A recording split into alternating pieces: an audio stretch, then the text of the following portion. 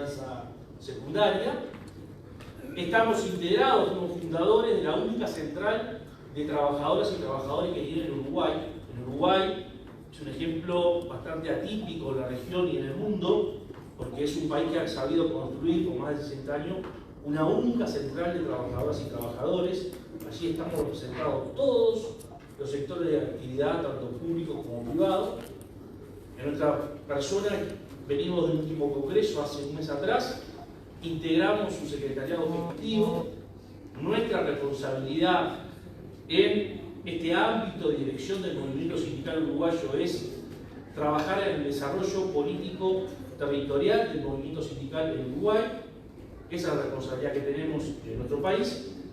Y como decía hoy Gaby, integramos también el Comité Regional de la Internacional de la Educación, que, entre otras tareas, tenemos la responsabilidad de representar a la Internacional de la Educación de América Latina en la Confederación Sindical de las Américas, esa confederación que nuclea a las centrales sindicales desde Canadá a la Argentina, que es la expresión regional de lo que es la Confederación Sindical Internacional, que tiene como práctica incorporar a los sindicatos globales, en este caso a la Internacional de la Educación, y junto con el compañero Eduardo Pereira de Argentina, de CETERA, el Comité Regional nos encomendó ser los representantes de la Internacional de la Educación en este ámbito. Y más personal todavía, en los últimos 4 años, 2022, 23, 24 y 25, tuvimos el honor de representar por América Latina a la Internacional de la Educación en la Conferencia Internacional del Trabajo.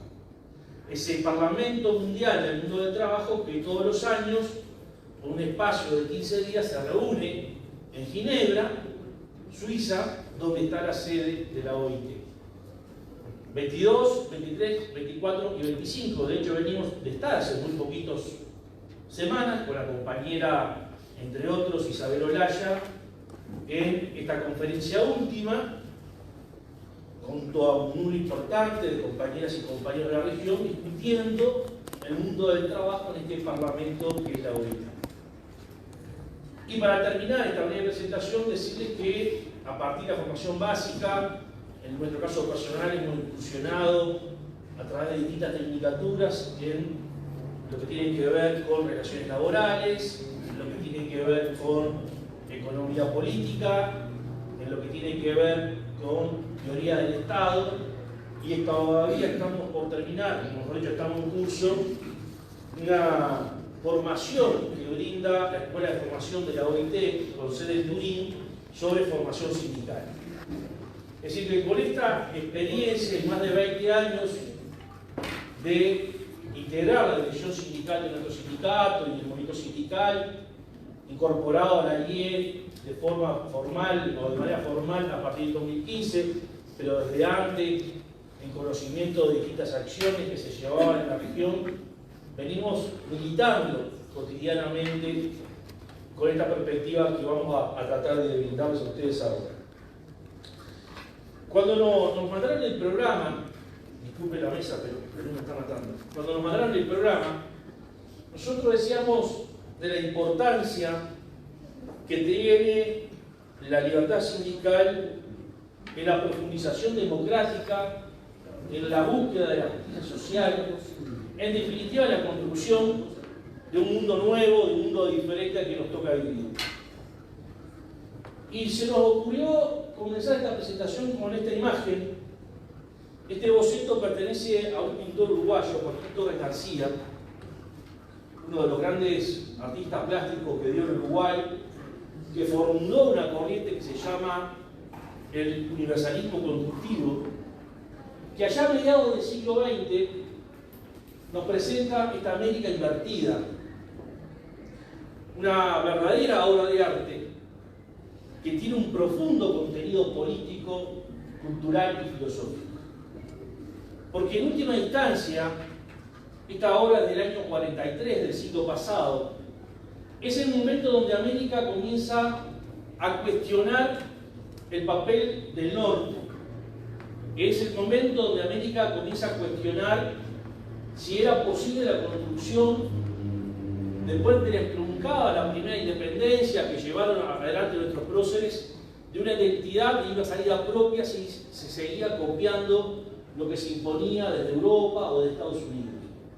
Entonces Joaquín Torres García, al invertir América, dice: mirémonos hacia adentro, vayamos a nuestras raíces, busquemos nuestra identidad, cuáles son los elementos que nos constituyen, dialoguemos con las tradiciones de los pueblos originarios, los aportes de los pueblos afrodescendientes, las contribuciones de nuestro campesinado, es decir, de sectores sociales que no estaban en el relato que se imponía desde Europa o desde el norte de Estados Unidos y que formaban parte de nuestra identidad.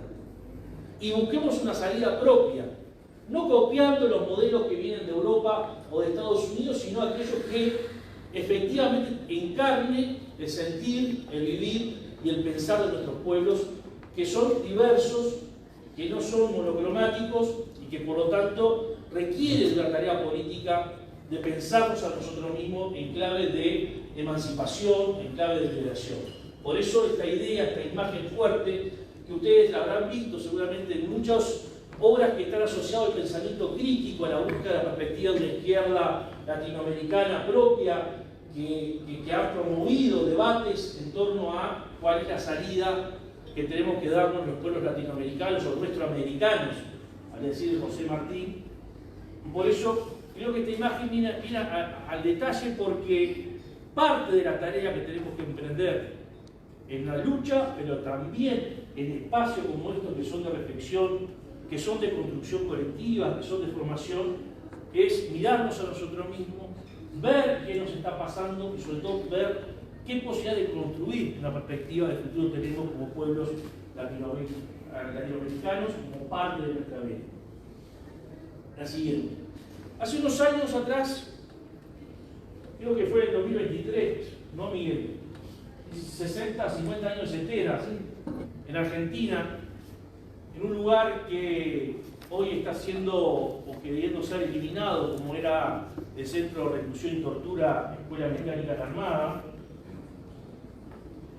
Los compañeros de Secrera nos convocaron a trabajar en una perspectiva de construcción de democracia y derechos humanos, desde la reflexión de las organizaciones de la educación.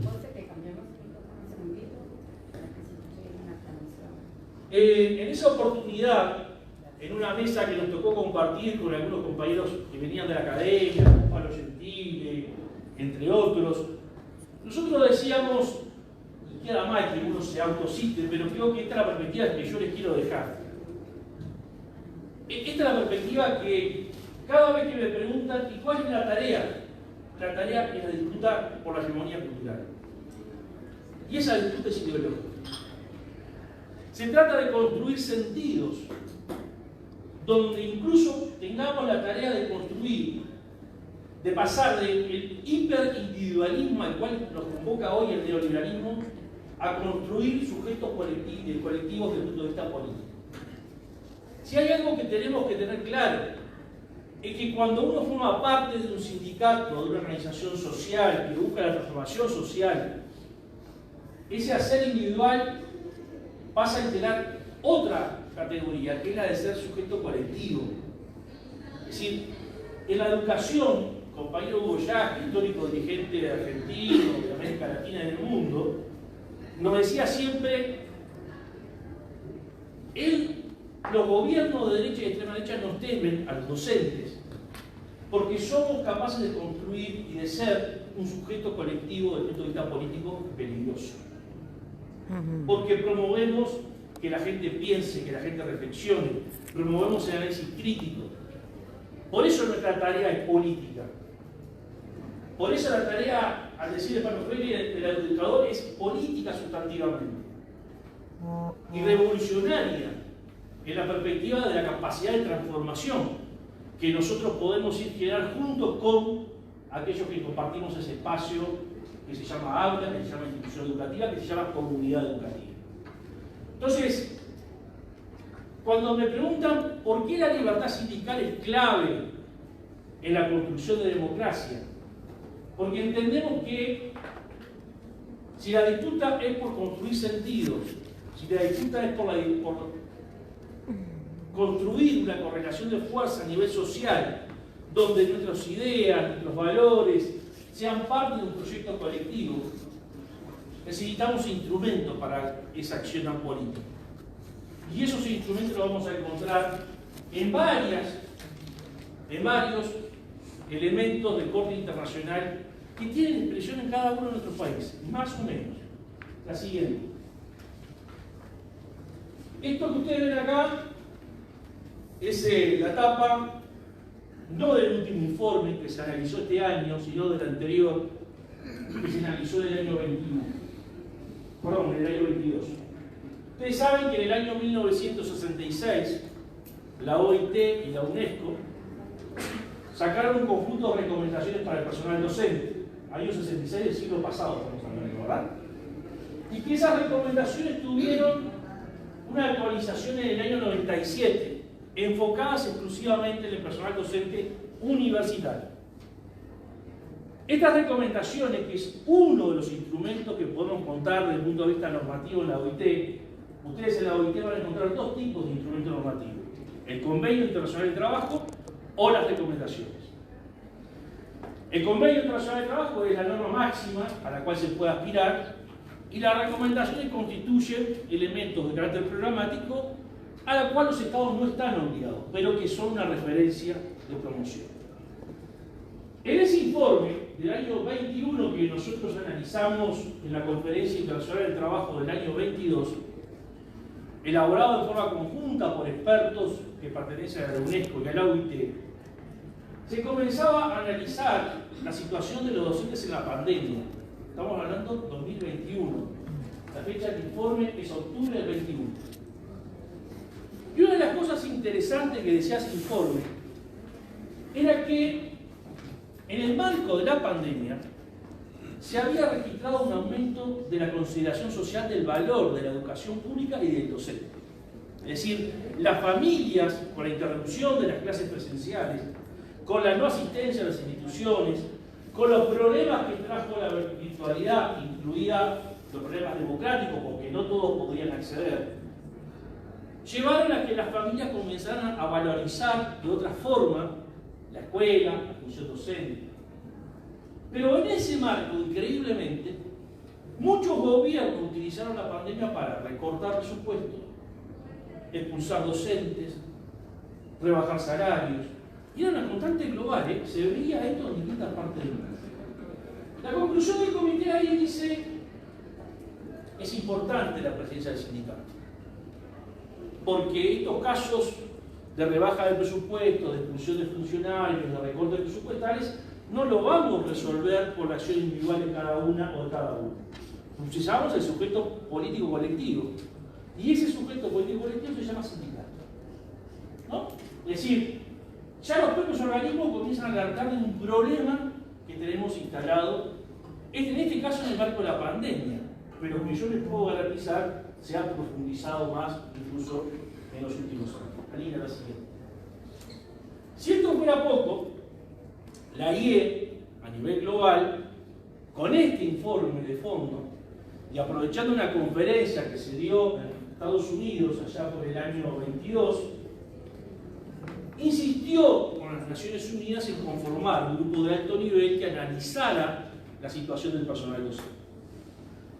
Esto fue acogido, fue aceptado, y el secretario general de las Naciones Unidas, Antonio Guterres, convocó a un grupo de expertos que le respondían a él. No le respondían ni a la OIT ni a la UNESCO, sino al secretario general, que venían de la UNESCO, que venían de la OIT, pero que también sumó a la Internacional de la Educación. Es decir, a diferencia de lo que acabamos de ver en la anterior lámina, allí están expertos nombrados por UNESCO y por OIT, no están los sindicatos.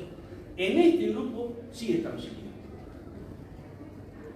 Y fíjense ustedes lo que dice ahí.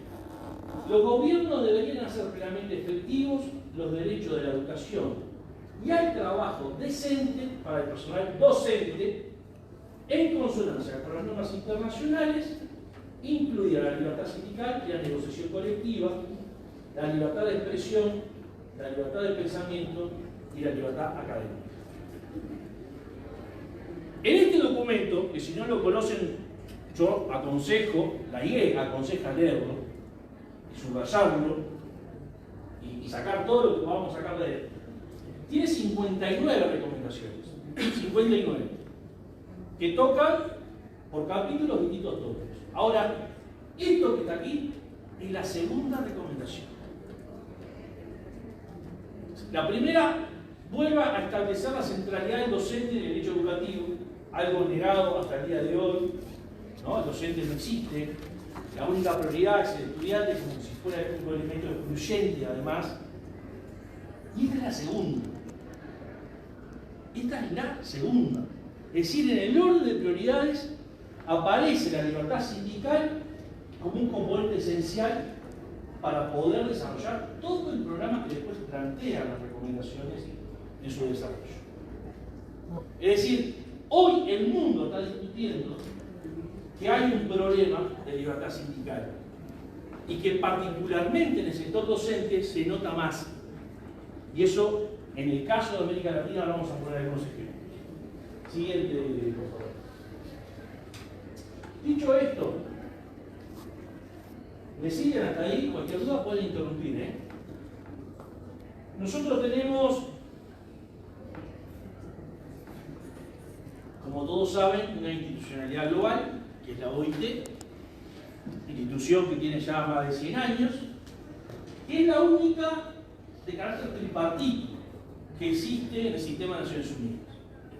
Es decir, ni UNICEF, ni UNESCO, ni ninguna otra agencia de Naciones Unidas que ustedes piensen tiene el carácter tripartito. Es decir, así está integrado los gobiernos, los empresarios y los trabajadores y las trabajadoras.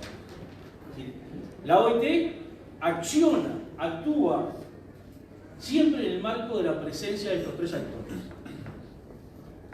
Eso no pasa ni en la UNESCO, ni en la UNICEF, ni en ninguna otra agencia de Naciones Unidas. La única agencia de Naciones Unidas, que incluso es anterior a Naciones Unidas mismo, ¿no?, que encontramos presencia de trabajadoras y trabajadores, es en la OIT.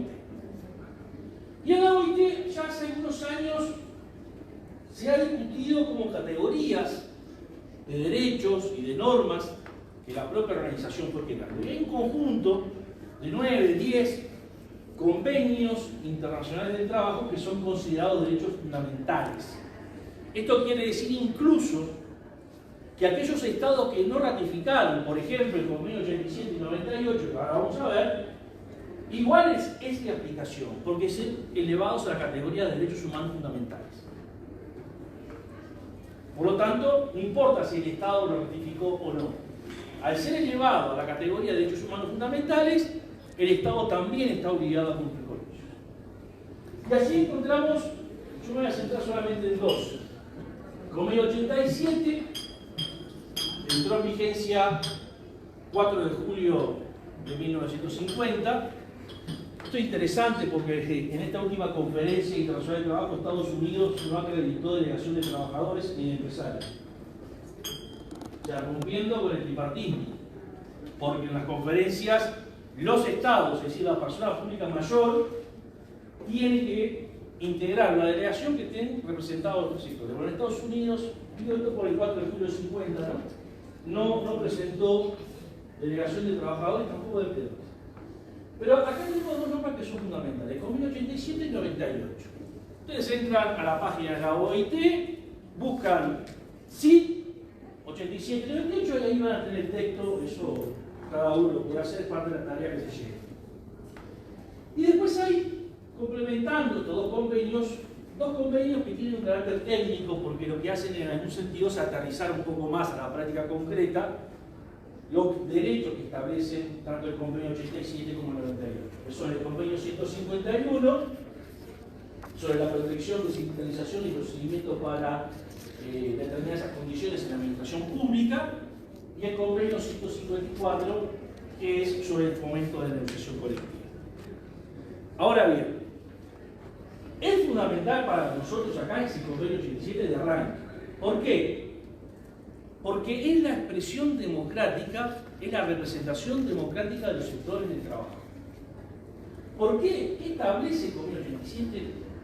El derecho de empleadores y de trabajadores de organizarse en sindicatos o federaciones, sin que haya intervención del Estado, ni tampoco de los patrones.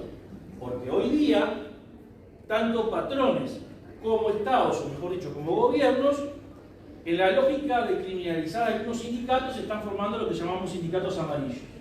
Esto lo vimos en el caso clarito, la última conferencia de El Salvador, ¿no?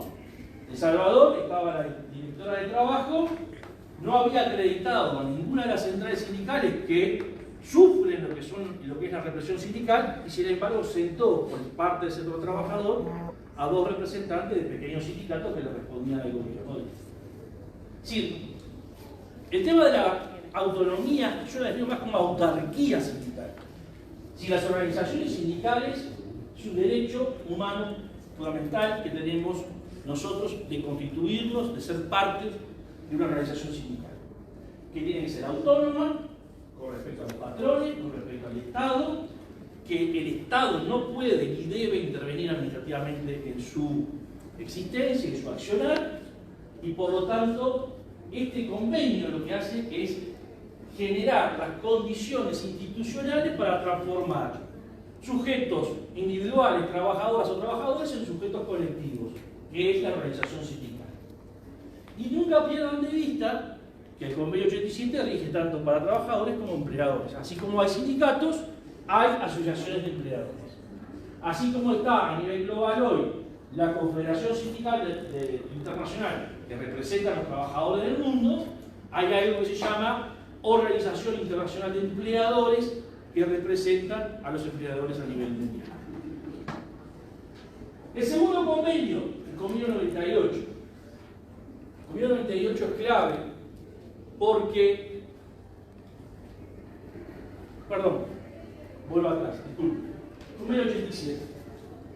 El convenio 87 durante muchos años se interpretó que contenía, y para nosotros contienen, dos derechos básicos. Uno es el derecho a ser parte de un sindicato, formar sindicato.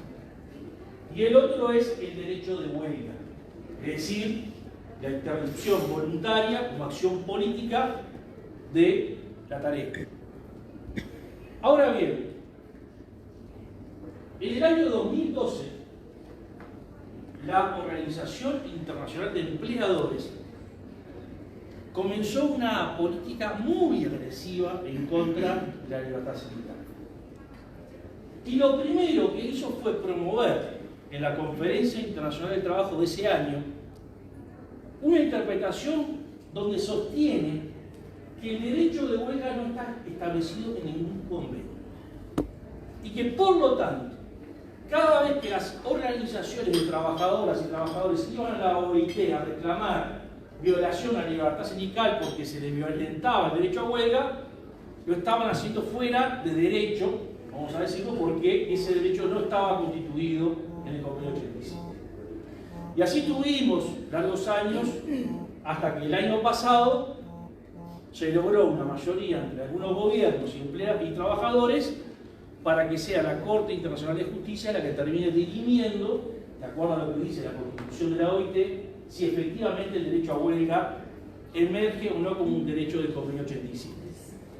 Ahora, lo cierto es que todos estos años, todas las denuncias que entraron por parte de organizaciones sindicales que denunciaron que en sus estados se estaba violentando el derecho a huelga, no se pudieron discutir porque los empleadores se niegan a discutir el derecho a huelga como parte de su concepción de que no es un derecho y que por lo tanto tampoco emerge del convenio 87. Con respecto a la huelga, lo que hemos tenido en los últimos años es mucha judicialización de la huelga. En varios de nuestros países se la ha declarado, en Paraguay, bueno, en Argentina, del decreto del presidente Milei, ¿no? Miguel pretendía declararla ilegal recientemente, pero se ha tenido una política de judicializar y de limitar el ejercicio de la huelga en muchos de nuestros países. En este contexto global que yo decía, donde hay una ofensiva muy grande de los empresarios en contra del derecho a huelga. Se entiende que el contexto es propicio para que haya gobiernos que digan, bueno, si a nivel de la OIT globalmente se está discutiendo que el derecho a huelga no emerge de un convenio que por lo tanto no es un derecho, yo tengo condiciones para ir en contra de ella, limitándola de alguna forma. Esa es un poco la lógica de algunos gobiernos que intentan limitar el ejercicio de la huelga. Y el convenio 98 es nada más ni nada menos que el convenio sobre negociación colectiva, que tiene como fin determinar, en primer lugar, quiénes son los actores de la negociación. Y en eso el convenio es muy claro. Es entre un grupo de empleadores y un grupo de trabajadoras o trabajadores. No hay un tercer actor. Y esto es importante porque en el caso que discutimos aquí en Guatemala con la ministra de Trabajo, con la ministra de Educación, cuando decía que había que hacer públicas las actas porque había un interés social en el proceso de negociación, decíamos, no, para un momentito. El convenio dice claramente quiénes son los actores en el proceso de negociación colectiva. Es el empleador y es a quien representa a los trabajadores. No hay un tercer actor en el proceso. Y por último, la sociedad se enterará del proceso cuando haya un convenio colectivo, cuando haya un pacto colectivo. Pero no hay un tercero de fuera que pueda estar incidiendo, siendo parte del proceso de negociación. Y si bien el convenio establece algunas materias como las condiciones de trabajo, la salud ocupacional, la carga funcional, el salario, también es práctica en muchos países que en los convenios colectivos se incluyan temas que no están referenciados en el propio convenio 98. Es decir, si las partes acuerdan negociar, pintar este monitor, aunque no sea parte de la negociación o de la materia de negociación que establece el convenio, es admitido en la práctica como posible de negociar. ¿Se entiende esto? Es decir, no toda la materia de negociación está prescrita, preestablecida en el convenio 98. Las partes pueden acordar qué otros temas pueden incluir en el proceso de negociación y, por lo tanto, si hay acuerdo, el pacto final sería el pacto colectivo. ¿Estamos de acuerdo en esto? Bueno, estas son dos normas fundamentales, reitero, complementadas por convenios de carácter técnico, 151 y 154, porque durante muchos años en algunos de nuestros gobiernos, países, se discutía mucho, por ejemplo, la situación de los funcionarios públicos. Los funcionarios públicos tienen derecho a la negociación colectiva. Ahora, no nos puede pasar lo que nos pasa en Costa Rica, donde el gobierno dice las organizaciones magisteriales pueden y tienen derecho a la negociación colectiva, pueden discutir de todo, pero no pueden discutir salario. Y hace 5 años lo tienen congelado, y ya lo tienen congelado por ley. ¿No? Ese es un ejemplo claro. ¿Es cierto que los convenios establecen ciertas limitaciones? Sí, es cierto. Por ejemplo, el personal militar, policial, diplomático, en algunos de estos convenios quedan excluidos, salvo que haya prácticas nacionales que los incluyan de alguna forma. Pero en realidad, aquí estamos hablando de convenios fundamentales que adquieren la categoría de derechos humanos fundamentales y por lo tanto son de aplicación universal. No distinguen los convenios entre trabajadoras o trabajadores públicos, privados o de rara actividad. Son de aplicación de carácter universal. Dicho esto, interesa conocer algunas de las bases sobre las cuales se tienen que asentar estos derechos. La primera de ellas es que las normas de carácter nacional deben garantizar el cumplimiento de lo que dicen los convenios. Es decir, si yo tengo, como en Costa Rica, una ley que le llaman de financiamiento fiscal, ¿no? La regla fiscal. La regla fiscal. Si tengo una ley que me dice que los docentes pueden negociar colectivamente, pero no pueden discutir salario, obviamente la base jurídica está yendo en contra de lo que dicen los convenios. Y esto pasa en otros países donde, por ejemplo, se limita el derecho de huelga. Ahí hay un tema muy interesante que hay que tomar nota.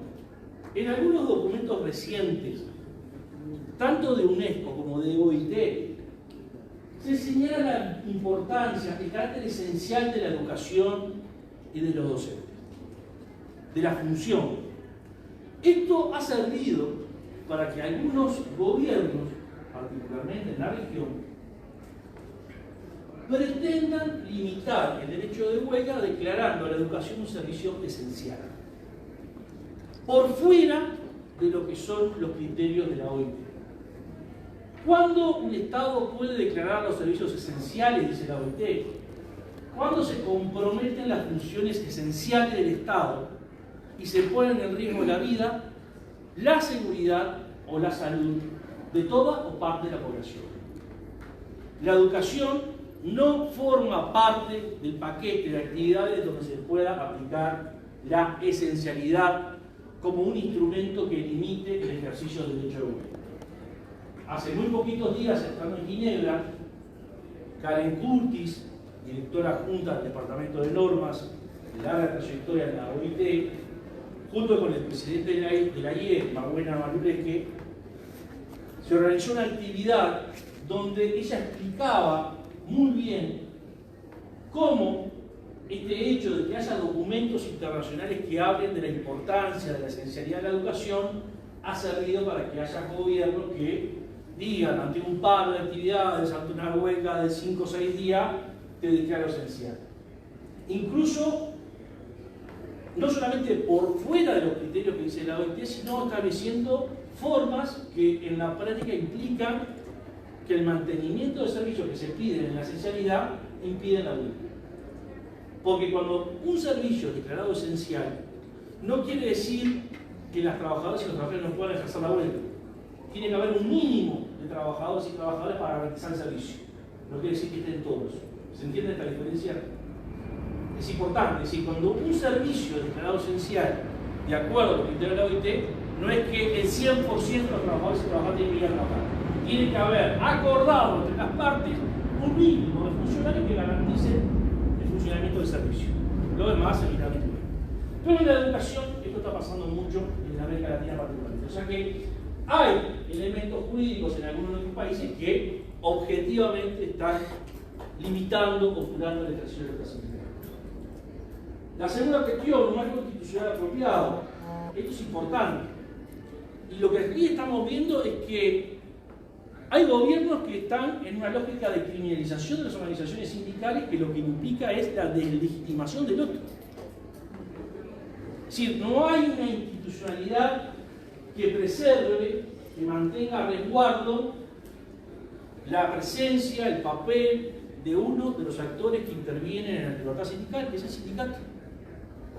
Porque si yo ataco a los dirigentes, si yo ataco a la organización sindical, ¿cuál es el grado de interlocución que puedo entablar con esas organizaciones? O sea, no hay reconocimiento de que hay un sujeto colectivo que se llama sindicato que es interlocutor en el proceso, por ejemplo, de negociación colectiva. La discriminación, decíamos, y en el caso de América Latina yo la llamaría criminalización. Hay una lógica a criminalizar a las organizaciones, a sus dirigentes y a sus militantes. Este es un concepto bastante, yo diría, que no nos sirve para poder comprender lo que está pasando. Pero lo que está pasando es una fuerte criminalización de las organizaciones. Por distintas vías. Por judicialización, procesos de lawfare, por ataques en los medios de comunicación y en las redes sociales, por acciones de violencia directa, física, contra militantes y dirigentes. Es decir, hay un proceso de criminalización muy fuerte. Y me quedo con el último, que me parece que es lo más importante. Los derechos sindicales, y particularmente la libertad sindical, no es un concepto autosuficiente. Solo existen y se pueden emplear, solo existen y se pueden ejercer si se complementan con otros derechos humanos básicos, como la libertad de expresión, como el derecho a la vida, como el derecho a la integridad física y moral, todo eso que se ve en juego cuando se van a procesos de criminalización. ¿Por qué decimos esto?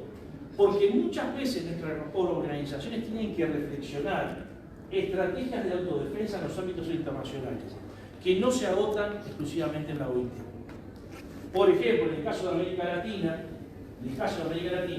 tenemos otras instancias, como es la instancia de la Corte Internacional de Derechos Humanos, la Corte Interamericana de Derechos Humanos, como un ámbito donde muchas veces, y eso es parte de lo que estamos discutiendo en la construcción de una estrategia hacia adelante en el actual marco, tenemos que tener capacidad de litigar también en ese ámbito, preservando no ya solo la libertad sindical, sino otros derechos humanos básicos que también están violentados y que por lo tanto impiden el pleno ejercicio de la libertad sindical. ¿Se entiende esto? O sea, no solamente en el ámbito de la OIT, sino que también tenemos otros ámbitos internacionales en este concepto de que la libertad sindical solo puede expresarse en conjunción con otros derechos humanos fundamentales que dependen su administración, su seguimiento, su control de otras instancias internacionales.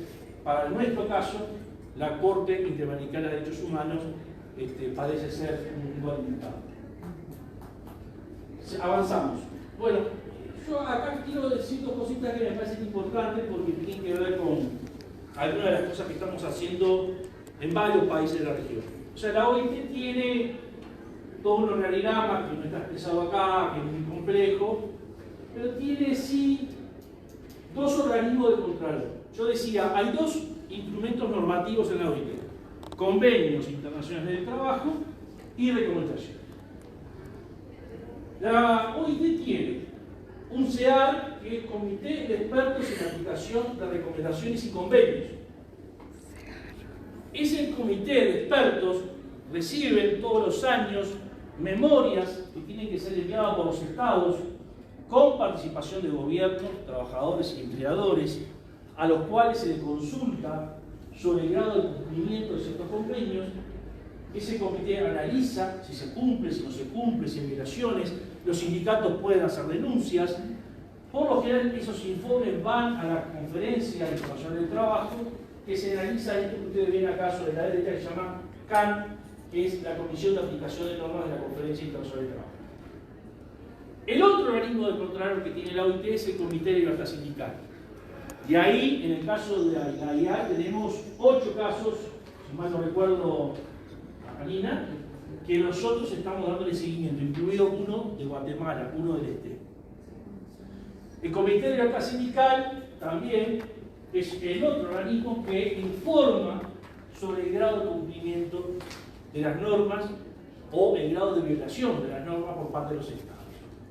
Y ahí tenemos dos posibilidades. Una es una queja, está establecida el mecanismo en el artículo 26 de la Constitución de la OIT, y la otro mecanismo es la reclamación, que está establecida en el artículo 24. ¿Por qué es importante ver esto? Porque Guatemala ya hace muchos años ha pasado por estos dos organismos. Es más, diría yo, pasaron por los tres. Pasó por el CEAR, pasó por el Comité de Libertad Sindical y pasó por la Comisión de Aplicación de Normas en la conferencia del año 2012-2013. Y de hecho, el próximo 19 de agosto al 23 va a venir una misión de expertos de la OIT a verificar una hoja de ruta que se estableció en aquel entonces sobre qué cosas tenía que hacer el Estado guatemalteco para que hubiera efectivamente un cumplimiento y respeto a la libertad sindical. Es decir, para ustedes como usted, para ustedes como guatemaltecos, ninguno de estos mecanismos debían ser desconocidos porque los han recorrido todos. Desde aquella época y ahora recientemente, en mayo, ¿no? Mayo, junio, acabamos de entregar una nueva reclamación, una nueva queja por parte del ESTE al Comité de Libertad Sindical. Y concluyo con esto, así le damos lugar a Fátima. Esto es básico. No hay libertad sindical si no están los tres componentes en funcionamiento y pleno respeto. Si no hay libertad sindical, si yo no puedo formar sindicatos, si yo no lo puedo desarrollar, si yo no puedo desarrollar mi programa de acción, mi programa de ideas, mis planes reivindicativos, no hay libertad sindical si no puedo ejercer libremente el derecho de huelga, y no hay libertad sindical si no puedo ejercer la negociación colectiva. Es decir, la libertad sindical es un concepto que se asienta en tres patas, ¿no? Que es el sindicato, la negociación colectiva y el derecho de huelga. Si alguno de estos componentes está afectado, podemos decir sin ningún temor que está afectada toda la libertad sindical.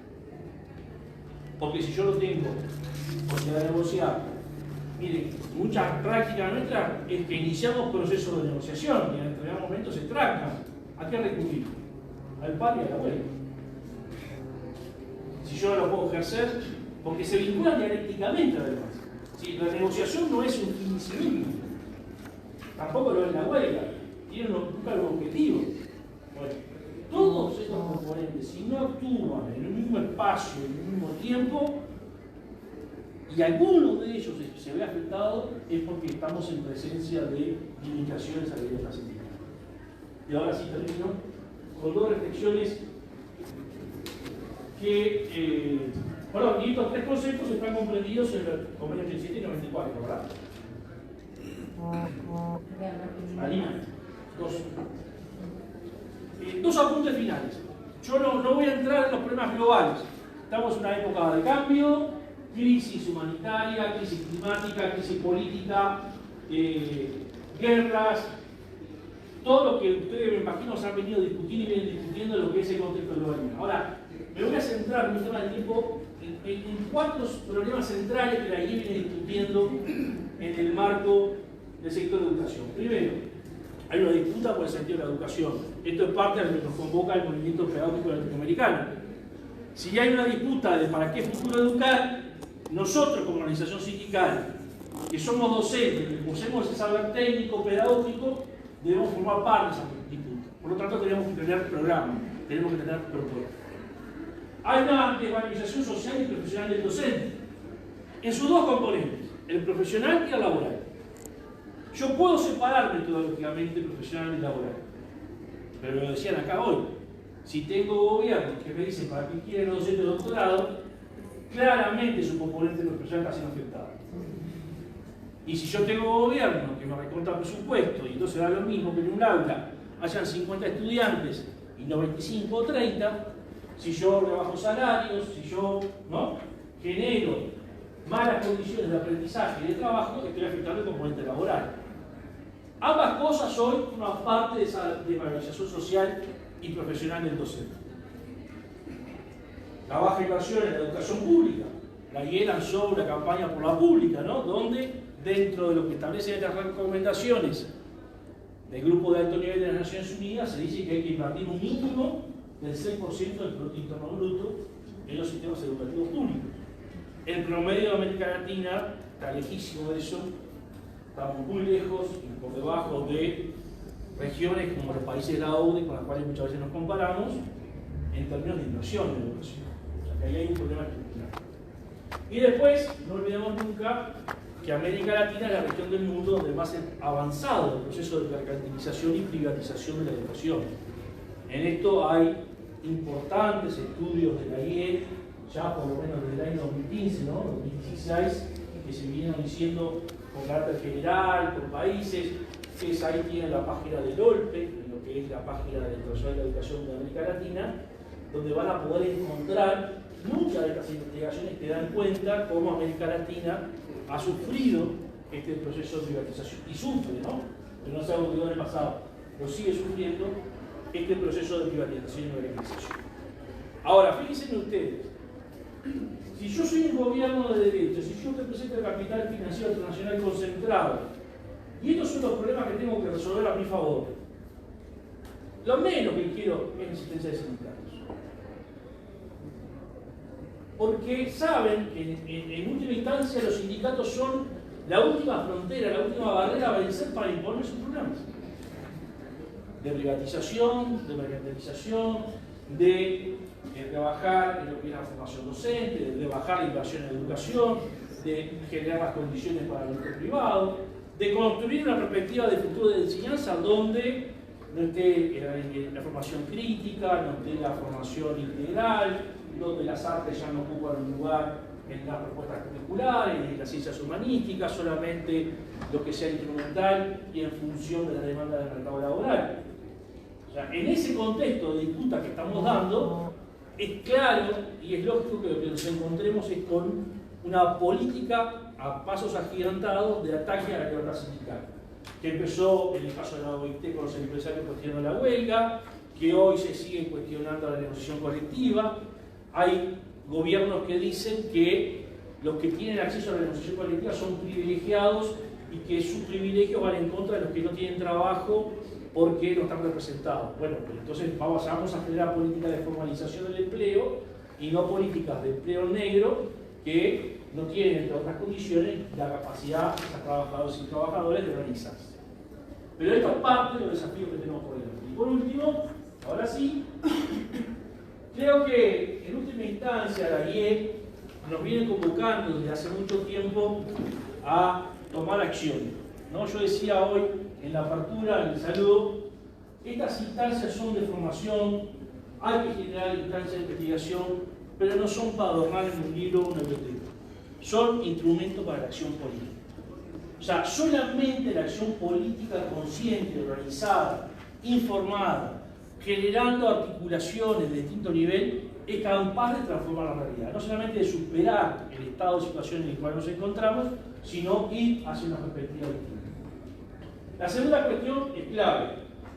Lo que les pasa a ustedes, en buena parte les pasa a mí en Uruguay, les pasa a mí en Argentina, les pasa a Fátima en Brasil, Brasil que tiene un gobierno amigo, Uruguay que tiene un gobierno amigo, pero donde la derecha articula global y actúa localmente. Es más, a veces es más peligrosa las derechas enquistadas, por ejemplo, en los parlamentos, como pasa en Colombia, ¿no?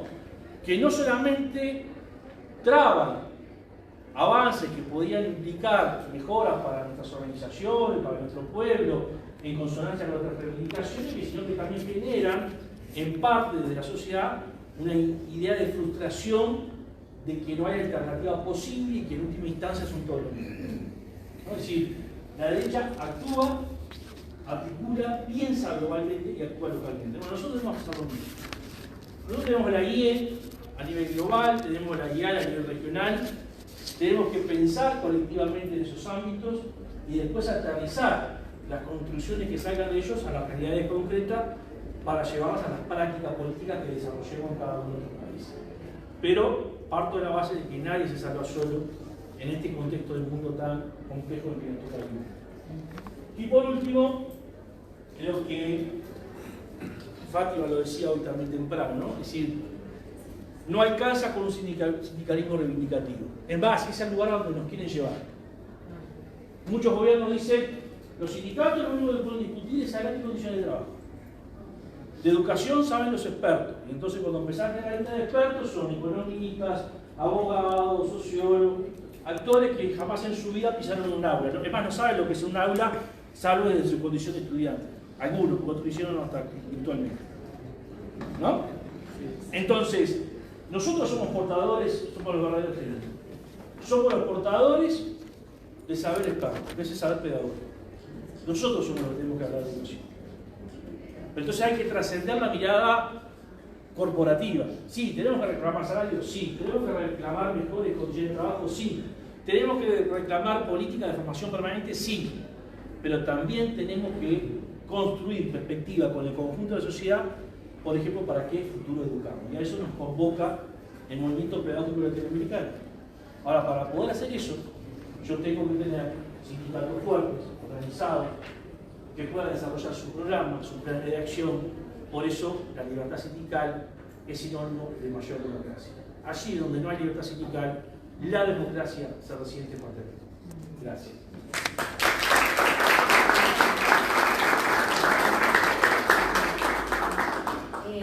¿Hacemos preguntas ahora o después de Fátima? Sí, sí. Entonces, Hugo, a ver, ¿qué hacemos?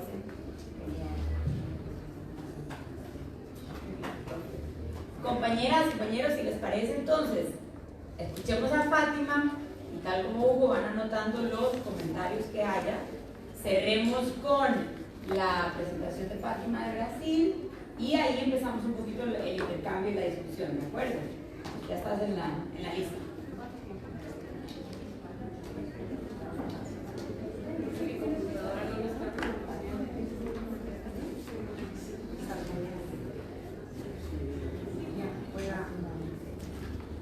Dar un poco de espaldas para nosotros. Acá en este grupo tiene 22 mujeres, yo no fiz la cuenta total, 22 mujeres y 7 hombres. Yo paso. Cerca el micrófono. ¿Sí está bien, Alina? ¿Está bien así? No, tengo 22 mujeres y 7 hombres, ¿no? Que están presentes acá desde el día todo nuestro. Para las mujeres, salir de casa 2 días es totalmente distinto a que los hombres que están aquí, que salieron 2 días. Y yo tengo certeza que los hombres que están acá ya participan de la vida y de las responsabilidades familiares. O sea, si estamos en un ambiente que es del movimiento sindical y queremos construir un mundo mejor, ¿no? Entonces los hombres que están acá no tienen el mismo que está puesto en la sociedad, ¿no? Que las mujeres les toca la responsabilidad de la casa y a los hombres no. Entonces, embora todos los 7 que están acá comparten de igual las responsabilidades familiares, el cuidado con los hijos, el cuidado con la casa y todo, pero todavía es distinto. Las mujeres cuando salen de casa tienen que dejar medio mundo listo y más un poco. Para los días que salen, sí. Para más. Desde la comida, con qué van a quedar los niños, con qué van a comer. Y después cuando están afuera, ainda tienen que ver si está todo bien, si se bañaron, si se comieron y todo, ¿no? Y esto no es para nosotras las mujeres, cierto, que somos pobres o de una clase media porque tenemos un salario. Es para todas las mujeres, para las ricas también, para las pobres también. Es como si el cuidado de la casa, de la familia y de todo es de responsabilidad de las mujeres, ¿no? Que se agrega a nuestra responsabilidad profesional. Entonces yo entiendo perfectamente cuántas cosas ustedes no tuvieron que alistar, arreglar para poder estar aquí en estos 2 días con la Internacional de la Educación y compartiendo, debatendo, analizando un poco todo. Bien, José Oliveira empezó también se apresentando. Yo también voy a decir un poco de quién soy, después voy a hacer algunas preguntas porque por la presentación al menos tuve una idea. Todas son maestras, que todos son maestros, que están en su ambiente escolar y que todos, la gran mayoría, son militantes sindicales o son dirigentes sindicales de STEP. Yo también soy pedagoga, ¿no? Entonces hoy yo tengo un permiso sindical, ¿no? Hace tiempo que no estoy de permiso sindical, no estoy de clases, pero soy pedagoga y ya trabajé desde los pequeños, del jardín hasta la secundaria, porque mi pedagogía me habilita para trabajar la legislación educacional con aquellos que se forman de maestros y también con toda la primaria, y desde la guardería hasta toda la educación básica en mi país, ¿no? Estoy en mi magisterio desde 85. Hace un buen tiempo. 5 de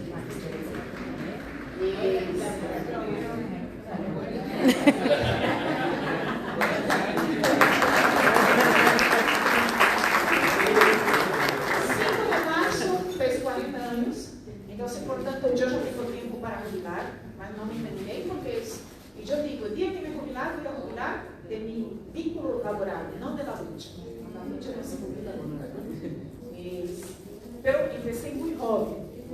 Y cuando empecé también estudiaba. Yo cuando empecé no tenía nivel superior, después posgrado y todo, ¿no? Entonces, como la gran trayectoria de las maestras y de los maestros de toda América Latina, ¿no? Y siempre estuve adentro de la organización sindical. Y yo digo siempre a Gabriela y los demás, una dirigente para llegar a la dirección de mi organización es porque tiene una larga trayectoria, porque Brasil es distinto de ustedes. Ustedes son un país unitario. Brasil es una república federativa igual que Argentina, ¿no? Entonces, para usted llegar hasta la dirigencia nacional significa que usted pasó por varios locales y por varios momentos. Entonces, dentro de la CNT no hay jóvenes dirigentes. La joven soy yo con 40 años de magisterio, ¿no? Pero esa larga trayectoria no se llega tan fácil en la vida nacional. Yo le gano, ¿sí? No, ya luché. Sí, usted luché. Pero empecé a 85. Yo quiero hacer una pregunta acá. ¿Quién de acá tem? Todos estamos en la era de la inteligencia artificial. Tenemos que saber utilizar y no condenar la inteligencia artificial, y que esté a servicio del bem-estar es un complemento a la educación y el conocimiento, y no sustitución y tampoco condena por parte nuestra. ¿Quién acá tem Facebook? Me levanta la mano. Yo también. Todos. ¿Quién tem Instagram?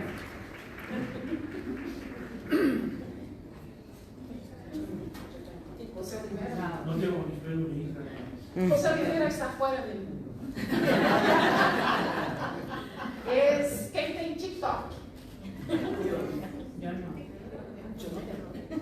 Ella necesita. Yo tengo Face y tengo Insta.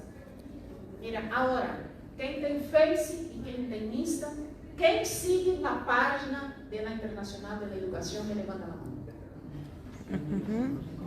Así. Pocos. Aquí. Entonces, mira, quem não tiene, abre ahí y se torne amigo de la Internacional de la Educación y de la GAM. Porque en Face y en Instagram también.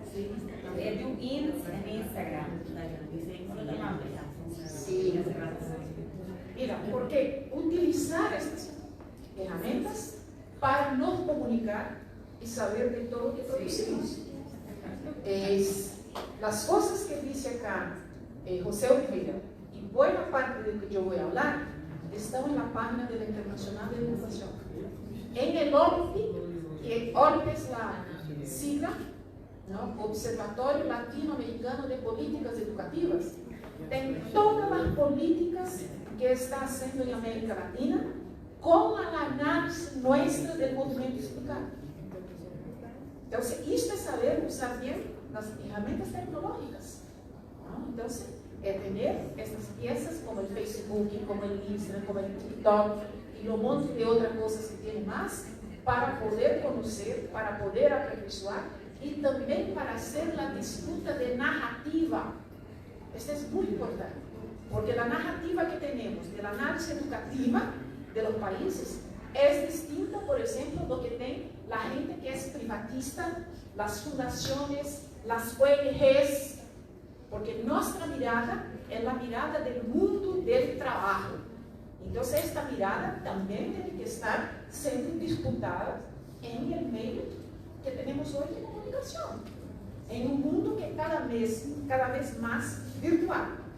Bien, ustedes van apuntando palabras que yo voy a decir en portugués y que ustedes van a tener dificultad de entender. Voy a hablar despacio, porque creo que esto les facilita. Pero el tema un poco que nos foi propuesto acá es para discutir un poco el concepto de democracia, de participación del sindicato, de los procesos nuestros adentro del país. Yo siempre digo que en América Latina, como todo, digo no, esto es comprobadamente, esto es la realidad, la democracia en nuestros países es muy frágil. Es una democracia construida con mucha lucha, con mucho sangre y con muchas disputas, y especialmente en esta región de Centroamérica, que pasaron por largos, todos nosotros pasamos por dictaduras en nuestros países, ¿no? Exceptuando acá en Costa Rica, los demás todos tuvieron guerra civil interna, fuertemente para sacar las dictaduras, ¿no? En mi país también pasamos por largas dictaduras y por períodos de dictadura. Brasil es así, hay períodos de democracia, hay períodos de antidemocracia y la gente siempre luchando para conquistar y tener los largos períodos de instalar una democracia, ¿no? Pero la democracia no es solo el voto, no es solo votar para presidente. La democracia es un conjunto de participación social y de participación efectiva de las instituciones que garantizan el proceso democrático del Estado. Y entre estas piezas democráticas no está el sindicato, el movimiento sindical, que representa la parte laboral, la parte de los trabajadores. Entonces, también sin ningún, es un poco de romantismo nuestro. Y yo voy a intentar poner ejemplos muy prácticos nuestros de Brasil, de espacios democráticos que logramos conquistar. Ninguno nos fue regalado, fueron conquistados y especialmente cuando tenemos un gobierno que es un gobierno del campo democrático popular.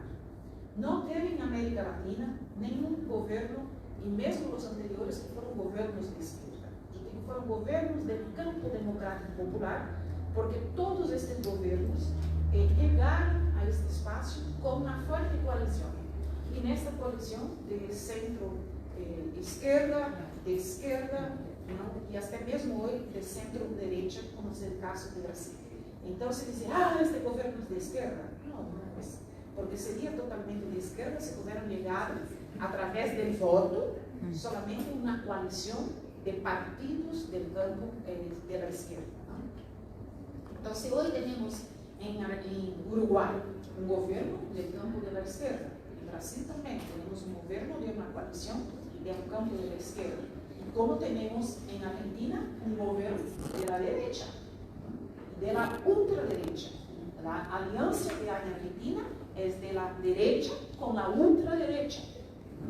Y el gobierno que tenemos en Colombia es un gobierno de izquierda, ¿no? Con alianza de centro-izquierda, de los países que están acá. Y también, como el caso de Honduras, es un gobierno del campo democrático popular, de la izquierda y del centro-izquierda.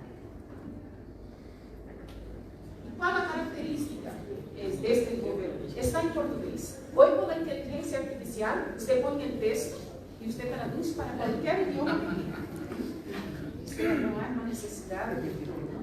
Es porque no dio tiempo con las cosas, ¿no?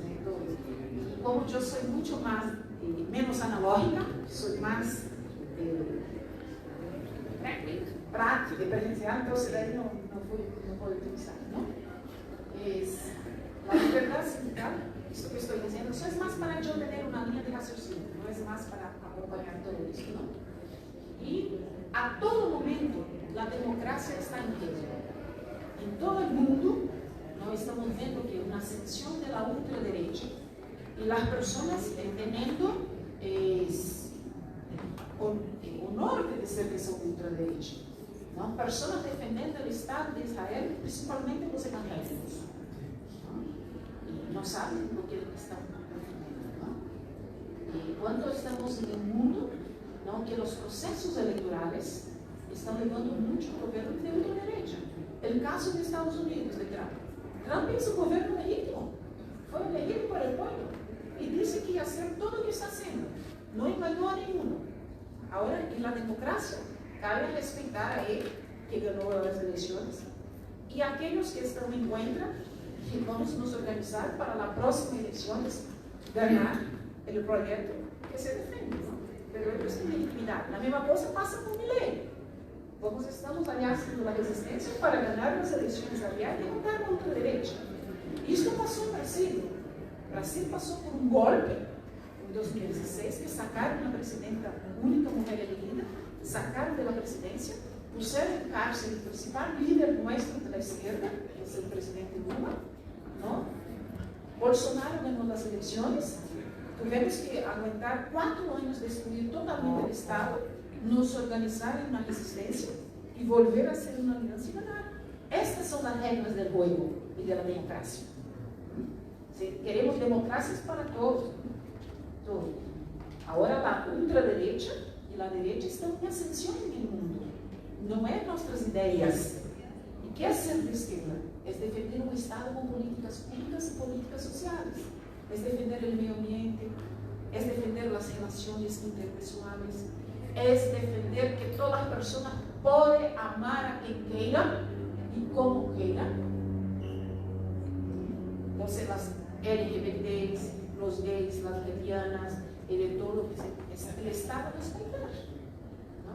Es tener y discutir políticas de relaciones de género, donde hombres y mujeres se respeten mutuamente, independiente de su orientación sexual, ¿no? Es cuidar del medio ambiente, es querer tener mi casa buena, más querer que todos tengan casa buena. Es querer que yo tenga negociación colectiva, más que los demás trabajadores también tengan negociación colectiva. Esto es ser flexible, esto es defender el Estado público, ¿no? Es la importancia de la democracia es el respeto, ¿no? Y somos del campo de la izquierda, pero tenemos que convivir con el campo de la derecha. Y adentro de los sindicatos también. Mi organización, los dirigentes sindicales, adentro de la dirección, somos todos del campo de la izquierda. Unos con filiación partidaria, otros no. Mas adentro de la base, adentro de nuestros afiliados y adentro de las escuelas, tenemos gente de todas las matices políticas y todo, y de concepciones también. Entonces los sindicatos representan a todos, a los trabajadores de aquella base, todo, ¿no? Ahora es evidente que también en este proceso de disputa pedagógica tenemos el modelo de educación que defendemos y vamos a hacer eso todo el proceso de negociación.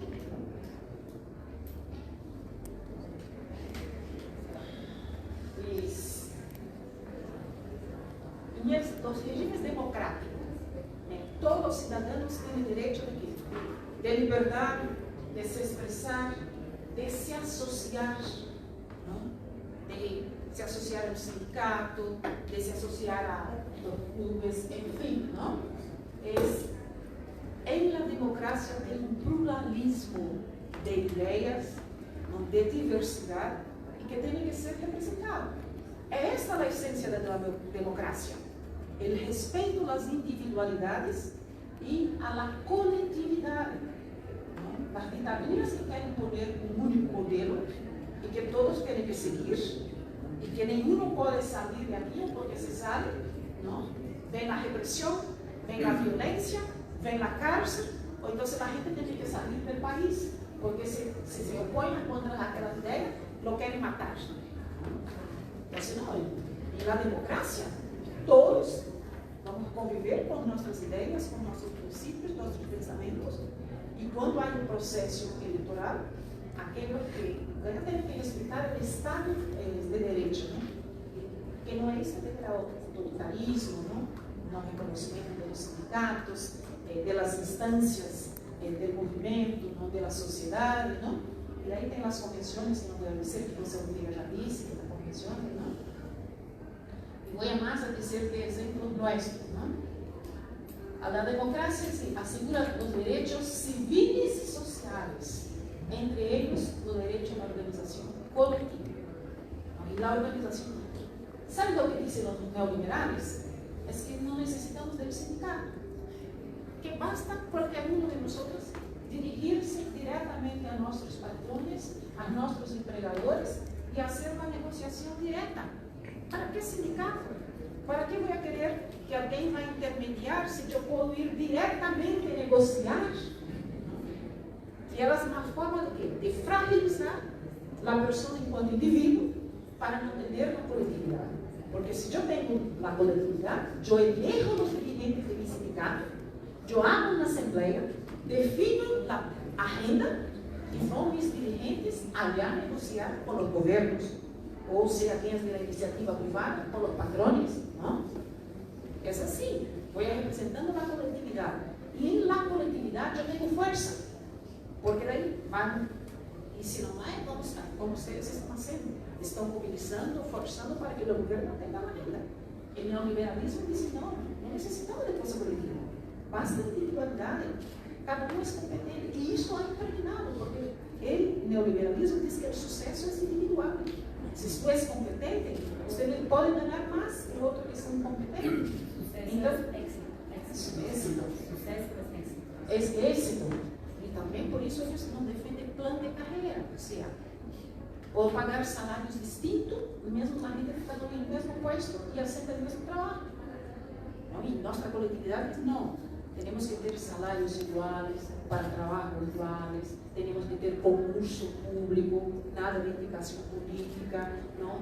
Las personas empiezan a trabajar ganando un salario, el medio gana otro, el fin gana otro, todos tienen derecho, es la jubilación, todos tienen derecho de vivir bien y dignamente, ¿no? Pero tenemos también las instancias de poder, ¿no? Que tienen que ser democráticas, ¿no? El ejecutivo, en el caso, ¿no? El legislativo y el judicial son pilares de la democracia. São pilares da democracia, do poder todo, não?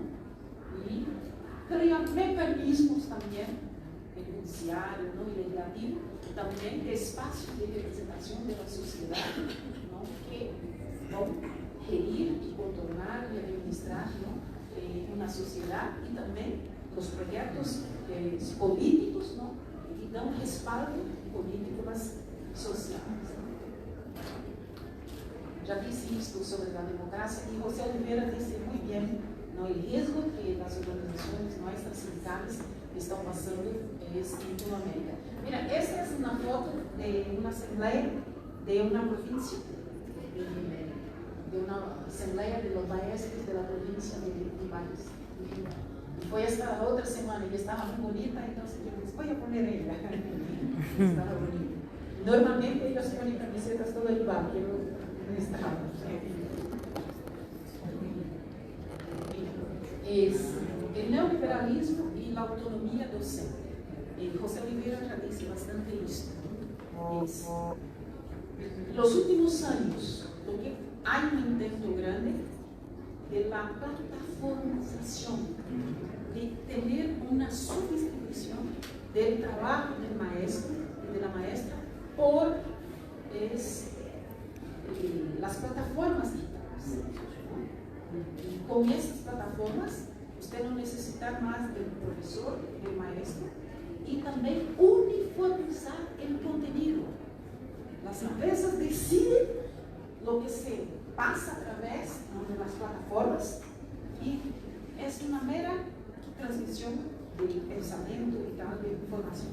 E é também dominação, porque não leva em conta o que é a territorialidade, não a história dos países, o local onde vive a gente, onde vive a pessoa de todo.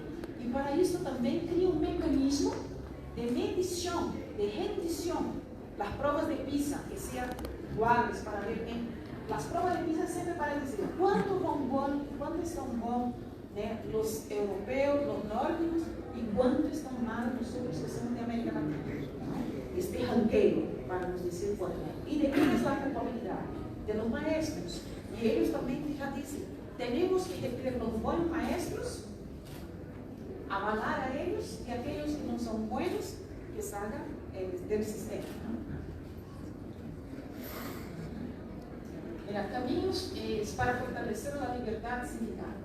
O que estamos aqui sendo cooperação entre os sindicatos, entre as organizações, por isso a Internacional de Educação nos sirve também para isso, para intermediar os conflitos onde há, agora, através do PT, da OIT, através de negociação com os governos, todo, e fazer esse acompanhamento de todos os sindicatos da região, defesa das instituições democráticas contra as tendências autoritárias. Aliás, na Argentina, estamos junto com CETERA, estamos junto com CONADO e todo, querendo cambiar e enfrentando com eles nas calles aquilo todo que Milei está sendo antidemocrático e autoritário com toda a sociedade, mas principalmente com a educação, sacando todos os pressupostos das universidades, por exemplo. E assim em todos os locais, estou citando a Argentina só porque Miguel está. Então, contra tendências autoritárias de não ter espaços de negociação, de não ter espaço de conversação. Porque muitas vezes você pode até dialogar, pode não chegar a um acordo, mas não pode negar a ter um espaço de conversação e fortalecer os sindicatos. Os sindicatos, por o projeto neoliberal, em toda a região, estamos sendo muito massacrados, muito perseguidos, as lideranças sindicais também. Se essa coisa de representação, então se deve preservar a instituição.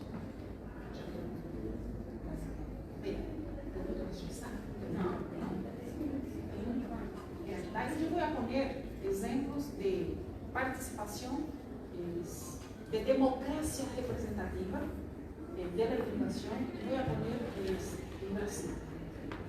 Por que vou dizer um pouco? Para mostrar a vocês que mesmo tendo Lula como nosso presidente, muitas coisas não podemos avançar como gostaríamos, porque tem o poder judiciário e porque também tem o poder legislativo. Em el caso de Brasil, ganhamos o executivo, mas o legislativo, a grande maioria se quedou com a ultraderecha e com a direita de Bolsonaro. Então, eles, quando deram o golpe, acabaram com um montão de coisas que tínhamos de direito. E agora que volvemos a ganhar, eles impedem de que esses direitos se volvam. Então, a construção da democracia, da participação da gente, da população, é estratégica. Então, essa democracia no Brasil é muito por as conferências. Toda a política de Estado, de educação, de saúde, de cultura, de comunicação, de direitos humanos, de meio ambiente, é feito através de conferências, que empiezan as discussões allá em municipalidade, depois pela província e depois nacional. Este foi o meio que logramos, enquanto sociedade civil e também enquanto executivo, de disputar o projeto com a ultraderecha. Não foi deles poner eles todos na cárcel. Aqueles que tentaram o golpe queremos poner na cárcel, mas está em juízo. Vai ser hecho em juízo. Este é o poder, não? Bien. As conferências todas, que já disse. E aí temos, podem ser outras, de saúde, assistência social, de direitos humanos, de juventude. O Brasil está se tornando um país de viejos, de pessoas maiores. A natalidade está como Europa. As mulheres estão tendo 1,5 só de planificação urbana, de mulheres, não de igualdade racial. O Brasil é um país de escravocratas, muitos viviam como escravos de África, e de pueblos originários do povo. E há também mesas tripartitas de negociações. Não quer dizer que quem participa da mesa são os sindicatos, as centrais, e com muita dificuldade, porque em 2017 o governo Bolsonaro tentou acabar literalmente com os sindicatos. E qual foi a forma? Sacando a forma de financiação em 2017. E agora mesmo, volvendo ao governo Lula, não logra recompor uma financiação para os sindicatos, porque o Congresso e o Parlamento não deixam, porque não sabem que o sindicato é a forma de organizar os trabalhadores. E a eles não interessa ter trabalhadores organizados. Não? E daí vou dizer de políticas educativas que temos em Brasil, que muitos na região eles copiaram, porque em 2018 tínhamos uma ola de governos do campo democrático popular na região. Muitas políticas que tem dentro de outros países foram políticas que nessas instâncias foram copiadas. Temos, por exemplo, o livro didático. O livro didático em Brasil, até a secundária, tem 8 livros didáticos que é distribuído gratuitamente a todos os estudantes. E por que eu pus o livro didático? Para dizer como é elegido o livro didático. Tem um grupo de professores, de maestros, que seleciona os livros didáticos, um montão de língua portuguesa, de matemática e tal, e depois vai um catálogo na escola, e allá os professores fazem uma reunião e definem qual livro didático vai ser distribuído aos estudantes. Então, é um processo totalmente participativo e é um processo democrático. Não é que vem allá do Ministério qual livro vai ser. Não. Os maestros definem qual livro, há um catálogo e todo, não? Essa comissão define. Não? E são muitos livros didáticos. Não? São 145 milhões de livros didáticos distribuídos gratuitamente. Quantos milhões de habitantes tem acá? 15. Só de livros são 145 milhões. Também são 145 milhões de problemas. Tá? Não, o outro que é uma coisa cá que está na agenda de vocês, que é de conflito, que está agora lá dentro. É a merenda escolar. Em Brasil é um programa nacional. Por isso tem a sigla, PNA, Programa Nacional de Alimentação Escolar. É em todo o país. Tem o presupuesto nacional, do governo nacional, e os governos da província podem poner mais plata. pode incrementar más plata. La merenda escolar, ella es regionalizada. La gente de la Amazonía come la comida más de la Amazonía. La gente del Nordeste, los estudiantes, come la comida que es distinta de la gente de la Amazonía. Y tem nutricionistas que hacen el cardápio día a día, que se come en la escuela. Menú. El menú del día, de lunes, de martes, por día, y es acompañados, ¿no? 30% de la plata tiene que ser comprado de los pequeños campesinos. O sea, tem $100. Obrigatoriamente, $30 tiene que ser comprado de los pequeños productores. La yuca, en fin, todo. Tiene que ser de los pequeños agricultores, porque eso genera fonte de riqueza, fonte de todo, ¿no? Como hay un consejo por municipalidad, ¿cuál sindicato participa?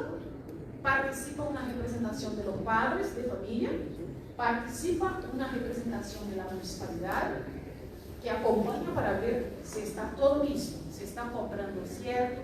El dinero viene para la escuela conforme el tanto de estudiantes. Si mi escuela tiene 1000 estudiantes, yo tengo un tanto de dinero que es administrado y comprado, y tiene que ser comprado en la comunidad. Si yo vivo en esta municipalidad, yo tengo que comprar los productos de esta municipalidad. Yo no puedo ir allá afuera, en otra municipalidad, comprar los productos, a no ser que no haya, ¿no? Entonces yo tengo que comprar los productos locales para poder incrementar el comercio, para poder también comprar los campesinos, ¿no? No voy a decir los números porque es mucho. Las escuelas, tenemos escuelas que es el día todo. Entonces llega por mañana, hay un desayuno. Al mediodía hay un almuerzo y la tarde la comida.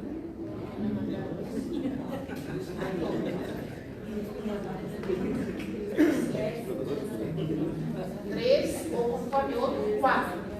Y ya estamos, porque en Brasil tenemos el ensino nocturno para aquellos jóvenes que durante el tiempo que debían estudiar no pudieron y que son adultos y que hoy trabajan.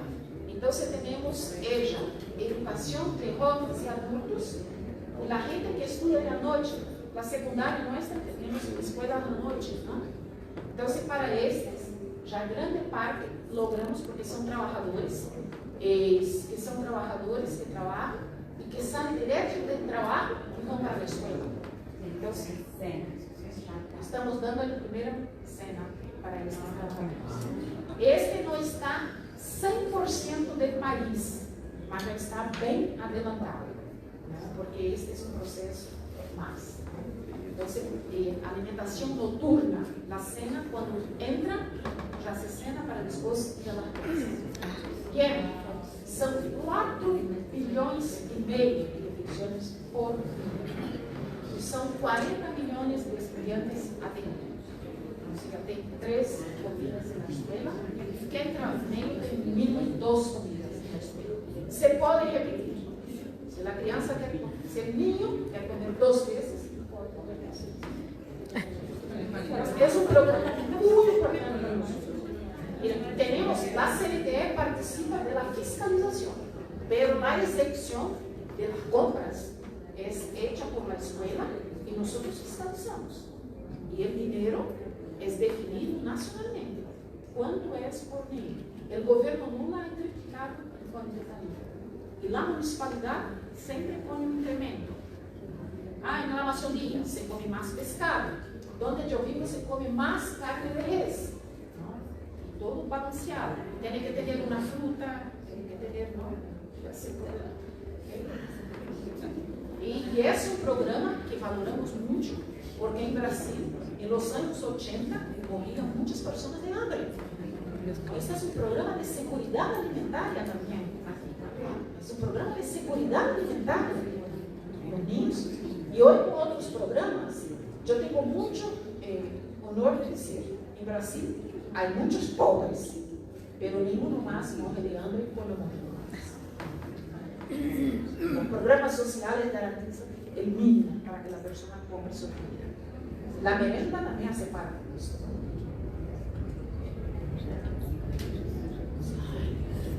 Los desafíos, la disputa constante en la sociedad por la ultraderecha. Esta es una disputa, ¿no? Y también por el Congreso Nacional. Este es un desafío, ¿no? ¿Cuáles son nuestros parámetros? La Constitución de 1988, ¿no? La persistencia de la Constitución es la sobrevivencia de la democracia. La Constitución del mundo, ¿no? Brasil fue el último país de la región de hacer la Comisión de Justicia y de Verdad con dictadura. Fue el último país. O sea, de cual dicen, es grande, tenemos muchos problemas. Pero ¿cuál es nuestro norte de alianza? La democracia. Y la lucidez, la maturidad de saber hacer la lectura política del momento y ver con quién vamos a hacer alianza.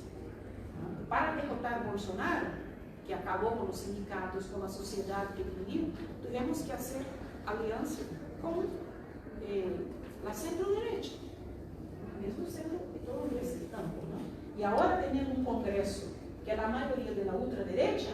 Nuestra alianza es con toda la sociedad a través de las conferencias, só que las conferencias son institucionales y adentro vamos a disputar con ellos, porque ellos están adentro. En la conferencia de educación están los privatistas.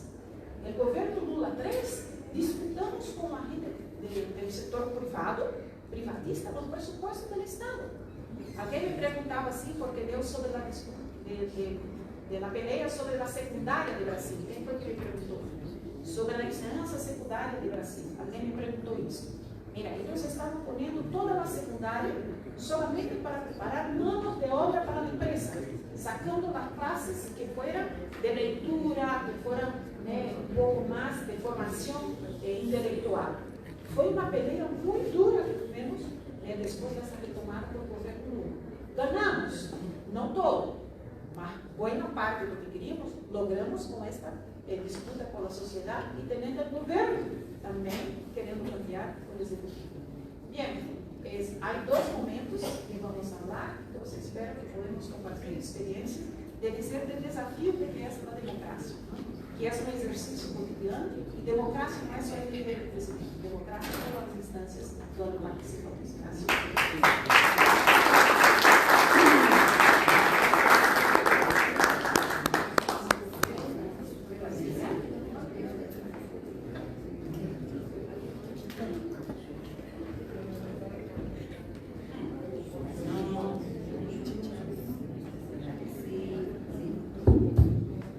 Bueno, muchísimas gracias a José y a Fátima por darnos este primer marco.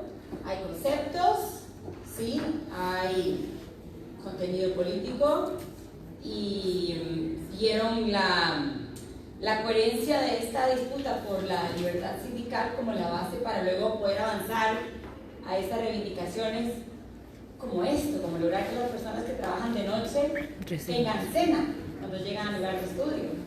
Pero vean el camino que se dio, porque primero tiene que estar un sindicato, luego un sindicato que quiera pensar temas de cuál es la condición pedagógica y luego llegar a tener fuerza para negociar y ganar ese derecho, que personas trabajadoras que estudian de noche tengan cena. Y lo dice Fátima, no está todavía en todo el país, pero están tratando de conquistarlo.